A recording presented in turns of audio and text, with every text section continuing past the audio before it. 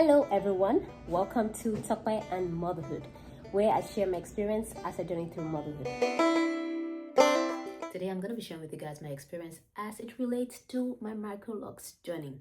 As I'm shooting this video, today is my official date of my 6-month with Microlocs. So I'm so excited that we made it 6 months so far and the hair is still here. Can you guys see? That's what it looks like at 6 months. Close up. I'll show you the back. I don't know if you guys can see the back. Hopefully you guys can see what I'm doing. Can you guys see the back? Awesome. So today is 6 months in and I'm very, very excited because I just can't wait for the hair to fully mature. So I'm excited about that. So today I'm going to be doing some frequently asked questions, kind of answer some questions about Microlocs, and that way in the same vein share about my journey. So let's get started. So the first question that we have here is, how long did it take to install your Microlocs? My install was very different, okay? So the journey, it was different in that it was being done by my sister. So it wasn't done, you know, with a professional loctician who, you know, you go there and there's like 24 hours, 48 hours, stuff like that. For my own Microlocs, technically it should have taken maybe 3 days with 8 hours. What do you call it? Like 8 hours for 3 days. However, mine took about like 2 weeks thereabouts. Yeah, because I remember I was counting it on TikTok. It took about 2 weeks and over 40 hours, and that's because we're doing it in little bits, as well as I just had my baby too, so baby care, my sister's schedule and stuff like that. So ideally it shouldn't take that long, people. Okay, don't be scared. It shouldn't take that long. Mine was just an exception. So yeah. Also, by the way, my hair when we got this started was about 9.5 inches long. So that also played a role in the length of time. And because what also played a role in that part too was that I was the first client for my sister in doing the locks also. So that also played a role in that, in the length of time that it took. But she did a great job, as she always does, She's an experienced, hairstylist. So this was like a no-brainer for her. So second question, it says, what method did you use to start your Microlocs? We used the interlocking method. So I'm going to go close up so you guys can see the interlocking method. This is what it looks like at 6 months on my hair. So that was the method we used, the interlocking method. So in terms of like even method, right, it also depends. I used the interlocking method, and the reason I picked the interlocking method was that of all the 3 methods, we have interlocking method, we have a twisting method, we have the braiding method for Microlocs. Those 3 methods, of all 3 of them, the one that has less chances to slippage is the interlocking method. And slippage just basically means that the hair unravels as you go along. So with that, if there is slippage, every time you go for interlocking, they would have to go back and fix it. And as you already know from the beginning, I told you, I don't want any extra work in my life. So I decided to sit that 40 something hours the one time so that I wouldn't have to deal with slippage. So then the next one is the twisting and the braid. So braid has lesser chances of having slippage compared to twisting by the twist method. However, with the braiding method, the pattern of braid stays longer on your head. So it takes a longer time for your head to not look like a fully locked, what a matured lock would look like, if that makes sense. So if you decide to do the braid method, which is faster than interlocking and prone to less slippage than twisting, what the thing about it is that the pattern of the braid on the hair will stay there longer. So then that mature look of locks that you're looking for, it will take longer to get there. So how often do you retighten your Microlocs? I'm retightening my Microlocs every 4 weeks, according to what my sister had learned, because she went for a class. It's every 4 weeks for the first 6 months. Then thereafter, you can do 6 to 8 weeks. So, I just literally hit 6 months. So I think I'm gonna be pushing it to 6 weeks now, at least every 6 weeks. Did your hair shrink a lot? Yeah, I think it shrank. I think it shrank. The thing about the interlocking method is that it stretches out your hair versus, with twisting. When you do twist to start, it's like my own hair texture, by the way. I have 4C hair, very, very kinky. If I did twist, the hair would have, this is the length of my hair. If I did twist, by now my hair will be like, just fold this in half. That's what it's gonna look like if I did the twist method. So did my hair shrink? I don't think I noticed shrinkage until like the 5th month. It started shrinking. But I did notice like fullness. At first it was looking very scanty when I started the interlocking method. With the interlocking method, but by the 5th month, I started noticing kind of fullness, even like beyond the fact that I just did a braid out right now. In general, the hair just started feeling like a little bit fuller. So that's what I have. I could answer to that question. What products do I use? That's another wonderful thing about this whole locks thing. You don't have to like scrambling around looking for products, what you're going to put on your hair to grow and all those kind of things. The only product I use is rosemary water. And as I am rosemary water, and I only use it in the beginning. I only use it once a month after every retightening. But now in my 6th month, I'm going to be using it twice a week, and that's the only time water touches my hair. Like, just spritz, and I call it water because it's a water-based product. I just spritz the hair twice a week with the rosemary water, and that's literally all I use. Okay. That's the beauty of locks. And I'm sure some people can probably tell you they don't even do anything at all. But for me, it's just the rosemary, as I'm rosemary water, that's worked for me. And the reason I like it is because it helps with itchiness in the scalp. So that's why I like to use it. But the goal is, in general though, I would say teaching point is less is more. Especially when you're getting started, the less you mess with the hair or maneuver, put things on here, the faster you can get to, I won't say the faster, the more you allow your hair to do what is necessary for it to lock. So if you're interfering with oils and all those things, the thing about putting those stuff in your hair is that it leads to build up. And what comes with build up is that those build up can get locked in your hair if you don't properly wash it off. You understand? And in the beginning phase of your locks journey, you're not supposed to wash your hair frequently. Do you get what I'm saying? Like for me now, I only wash my hair once a month. Some people do every week and whatnot. But if you really want your hair to do what it needs to do to mature, having less water, less product is really, really important. And I don't want to have to deal with trying to take out build up in my hair. So that's why I just leave it at rosemary water. However, if you're the person that like to, deal with those kind of things, you can go ahead, put your oils, put everything, and then when you build up, try to remove it. That's it. Because because I have dry scalp, and sometimes the scalp, as in some parts of my locks, it's kind of accumulated there. Just the dryness of the scalp. My scalp had a little bit build up, right?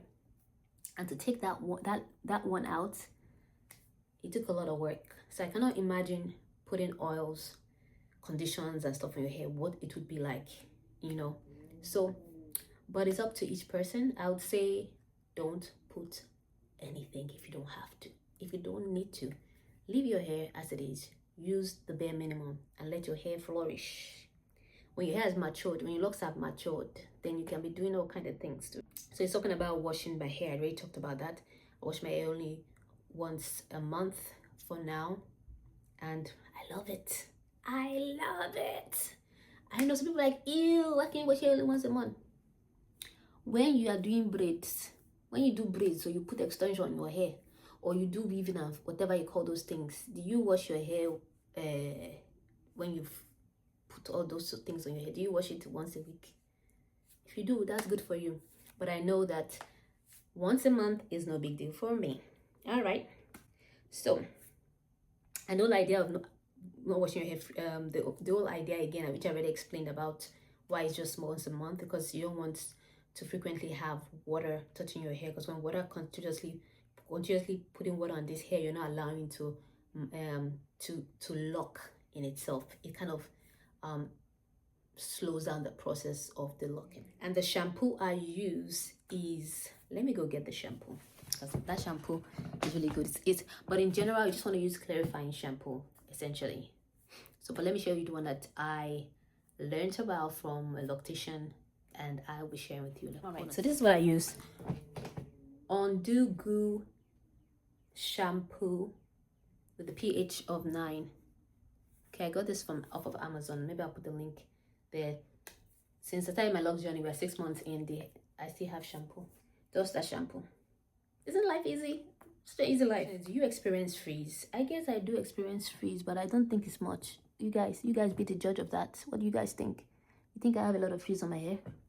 You guys can be the judge of that. But it's part of the process. If you experience frizz in your own journey, it's part of the process. How do you sleep with your Microlocs? I have to stand up again. I literally, in the beginning, I was doing braid and band. I was like, I thought this Microlocs journey was supposed to be, easy. Why would I be braiding and banding my hair every day? Because you hear so many things on the internet. And then I figured out that if I'm not prone to slippage, I don't necessarily need to braid up on my hair, except I am washing my hair during the wash day. So since that day, 2 weeks after, I think, I just put a slip cap on my head and sleep. Okay, and for the slip cap, you need to know what the slip cap is, because you need to get it. I literally just like to share with people things I know that works.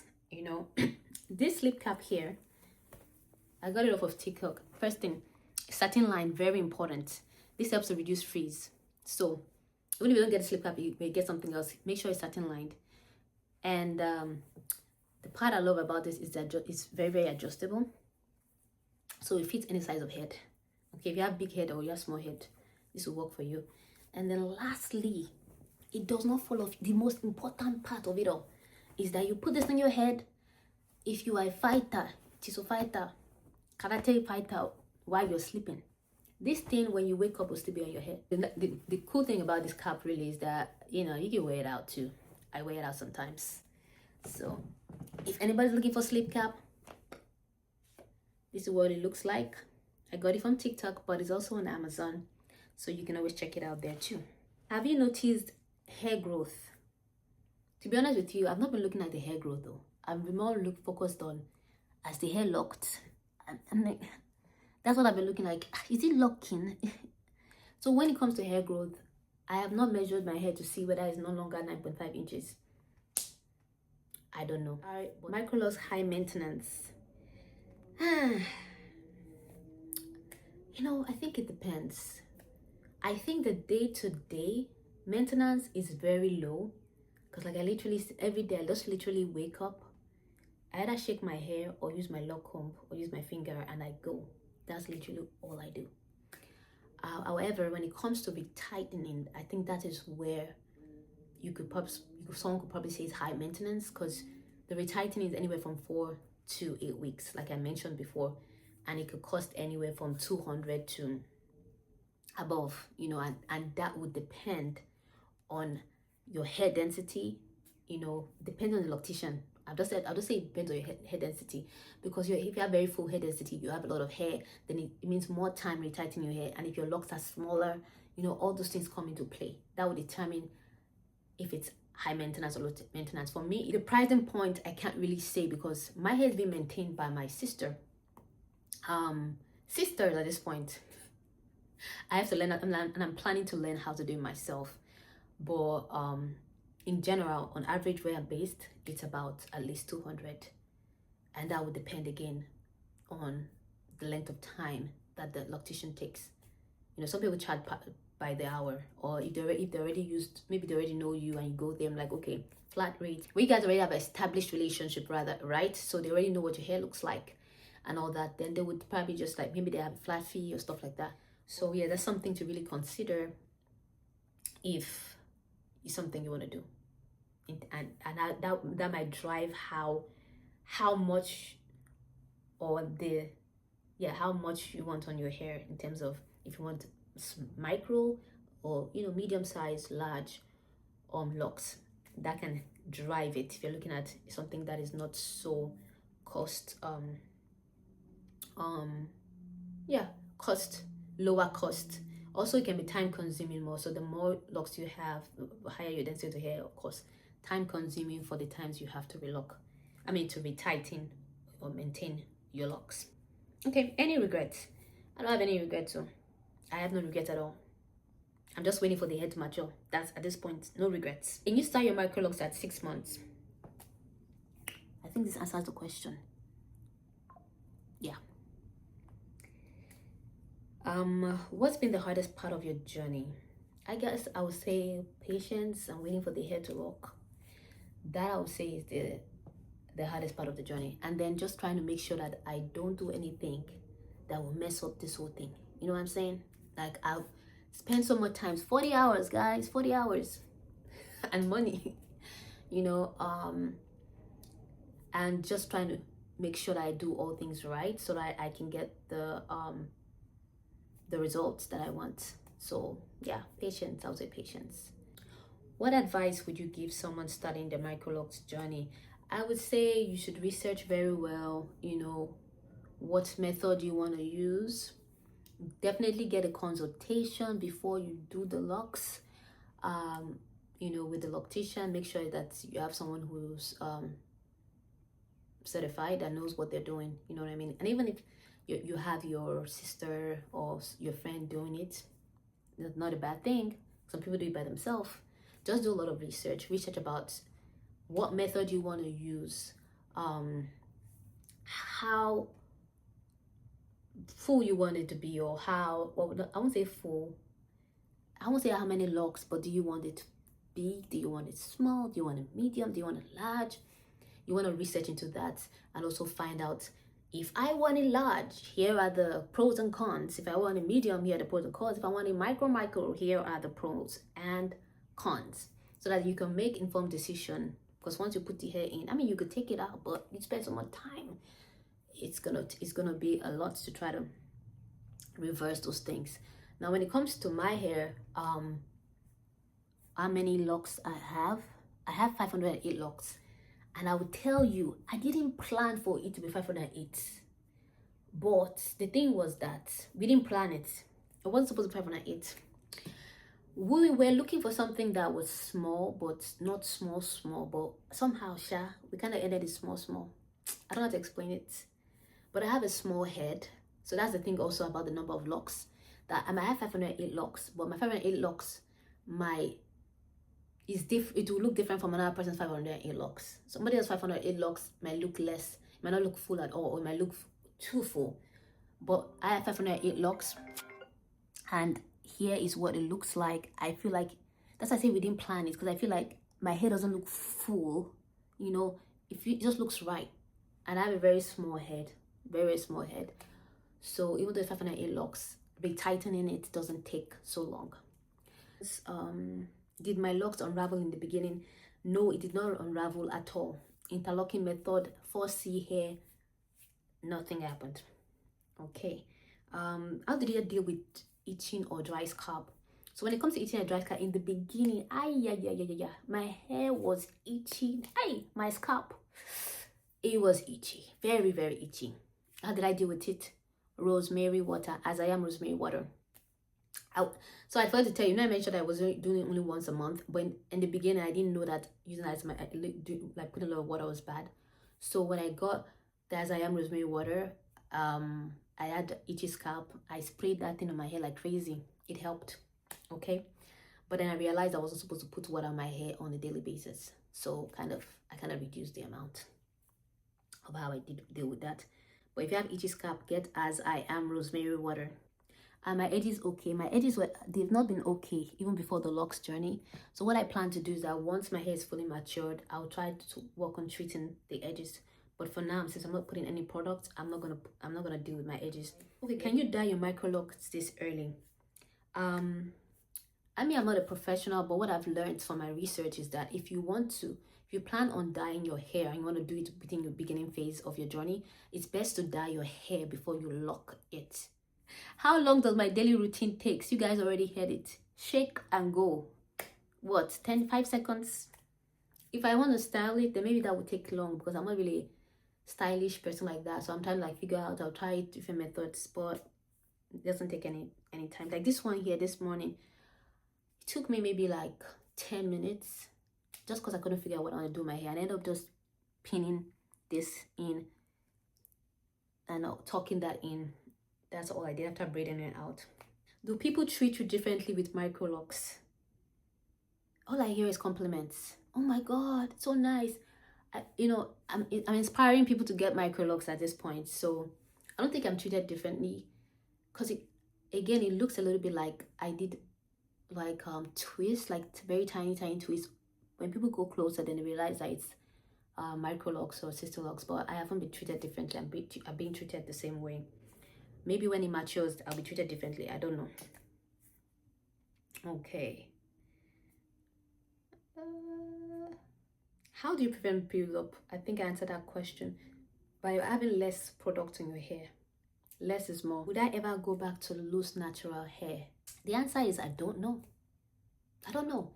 For me, this journey, I want to see how fast my hair will grow with the locks, because I heard that your hair grows faster. That's one thing. Secondly, I just want to see. I don't know how long I'm going to have it.